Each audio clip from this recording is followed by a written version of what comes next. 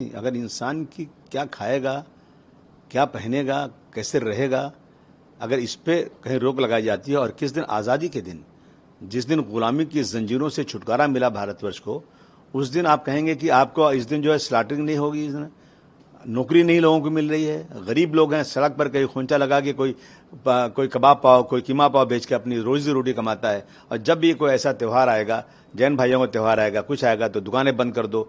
मतलब ये जो है ना, ये अन्याय है, ये देश को पीछे ले जाने वाला ये ऐसा कानून है, ऐसी चीज़ें हैं, इसको बिल्कुल वापस लेना चाहिए। मैं समझता हूँ कि जो 2 होटल बेचारे छोटे छोटे होटल हैं, उनकी होटल बंद हो जाएगी। तो आप अगर यही है तो फिर आज़ादी है, ऐसे तो आप पूरी सब्जी मार्केट बंद करा दो, पूरी मछली मार्केट बंद करा दो, सब होटल बंद करा दो। अगर यही है, म्यूनिसिपैलिटी जहाँ जहाँ लाइसेंस देती है खाने पीने काम सब बंद करा दो, यही है। अगर इतनी ज्यादती करना है लोगों के साथ में, मैं समझता हूँ कि ये बहुत गलत है। मैं ऐसे चीज़ की खुली निंदा करता हूँ। संसद भवन के बाहर प्रोटेस्ट हो रहा है वोट चोरी को लेके। अखिलेश यादव भी उसमें जुड़े, क्या कहना चाहते हैं? राहुल गांधी और बाकी सब विपक्ष के नेता जुड़े? नहीं, 300 से ज्यादा एमपीज उसमें हैं और बहुत अच्छी बात है।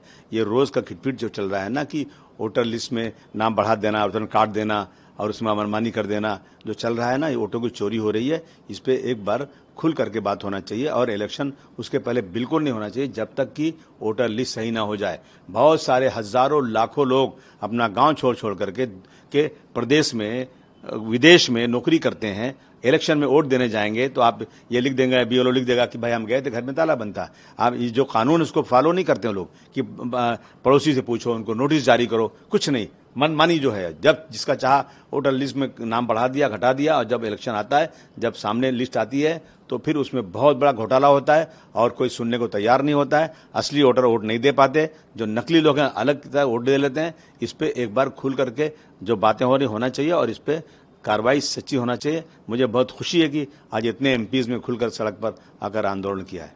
इलेक्शन कमीशन ने नोटिस दिया है, कर्नाटक हो गया, महाराष्ट्र, बिहार, राहुल गांधी को, कि आप इस तरह से बातें कर रहे हैं।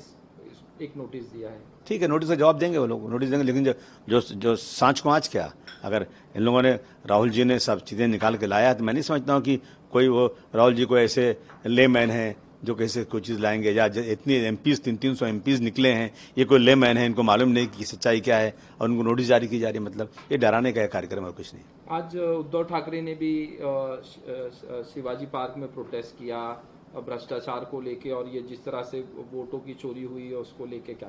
भ्रष्टाचार भ्रष्टाचार तो इतना ज्यादा है कि लगता है कि ये लीगल हो गया है। सरकार सोई हुई है, एक फाइल बिना पैसे के टिकती नहीं। मैं चैलेंज करने को तैयार हूं, कोई भी बिल्डिंग बनाने का डिपार्टमेंट हो, आप जाइए देखिए। और अफसरों की दादागिरी, सुनने को तैयार नहीं, फोन उठाने को तैयार नहीं।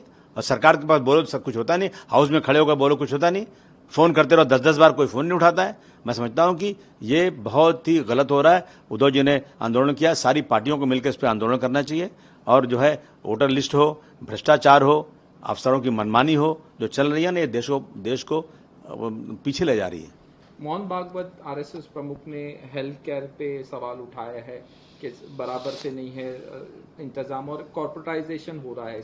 नहीं, बार बार हमारे प्रधानमंत्री जब बजट होता है या बाद में कहते हैं कि हमने इतने लाख, इतने करोड़ लोगों को फ्री इलाज करा दिया है, मगर घोटाला है। अब जगह जहाँ जिन अस्पतालों में इलाज की फैसिलिटीज़ है, वो पेशेंट को लेते ही नहीं, कहते हैं कि भाई हमें पेमेंट ही नहीं आगे से आ रहा है, बहाना करते हैं मेरा बेड नहीं है, पेमेंट इस टाइम पे नहीं आता है। और मुंबई जैसा शहर जो इकोनॉमिक कैपिटल है महाराष्ट्र पूरे देश का, वहाँ अस्पतालों में जाए तो एक बेड पर 2 लोग सोए हुए हैं, 2 मरीज, और उनको दवाएं नहीं है, दवाएं बाहर से लेकर आओ। बार बार चिल्लाने के बाद भी कोई सुनने को तैयार नहीं है, फैसिलिटी नहीं है।